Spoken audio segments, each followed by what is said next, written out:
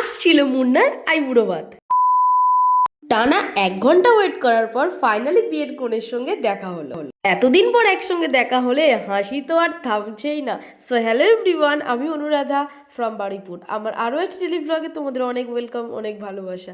আশা করছি তোমরা সবাই খুব ভালো আছো। তোমাদের ব্লেসিংস আর আদরের কৃপাতে আমিও অনেক ভালো আছি। আরে আরে, তোমাদের তো পরিচয়টা করানো হলো। এই হলো মুন্না, আমার ছোটবেলা স্কুলের বান্ধবী। আবার আমরা একই স্কুলে চাকরি করি, তো তার জন্য তো স্পেশাল কিছু করতেই হবে, তাই না?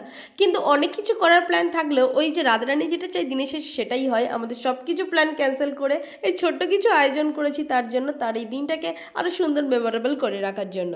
তো বুঝতেই পেরেছো, আমরা এসেছি সিলভার স্পুনে। এসেই প্রথমে অর্ডারটা দিয়ে বাইরে গিয়ে কিছু ফটো সেশন আর ভিডিওটা কমপ্লিট করে নিয়েছি। দেন ওরা বললো, দিদি আপনাদের প্লেট পুরোপুরি রেডি। তো দেখছি খুব সুন্দর করে ওরা ডেকোরেশন করে দিয়েছে। তো চলো, মুন্নাকে দেবো একটু সাজাতেই হবে। মুন্নার জন্য এনেছিলাম ছোট্ট একটা মালা আর একটু গোলাপ। ব্যাস, ওকে একটু মিষ্টিমুখ করিয়ে দিয়ে ওকে বসিয়ে বললাম যে তোর পছন্দের জিনিস তুই যেখান থেকে ইচ্ছা শুরু কর। ব্যাস, আর তার সঙ্গে অনেক অনেক মিষ্টি মিষ্টি গল্প করেছি আর সারাটা দিন আমরা অনেক মজা করেছি। আশা করছি মুন্নার খুব ভালো লেগেছে। আর তুই ডেফিনেটলি কমেন্ট সেকশনে কমেন্ট করিস আজকের দিনটা তোর কেমন লাগে। তোমাদের মধ্যে অনেকেই আমাকে বলেছে, আরে দিদি সবার তো আইবুড়ো ভাত দিচ্ছে, তোমার আইবুড়ো ভাতটা কবে হবে? তো আমারটাও খুব শীঘ্রই হবে। তোমরা জাস্ট রাধারানীকে একটু বলতেই থাকো, তো তাড়াতাড়ি হয়ে যাবে। ব্যাস, এবার আমরা খেয়ে নিয়েছি আর নেক্সট পার্টে তোমাদের সঙ্গে শেয়ার করবো আমি আর মুন্না এরপরে কোথায় শপিং করতে গেছিলাম। সো সবাই খুব ভালো থেকো। রাধে রাধে, হরে কৃষ্ণ।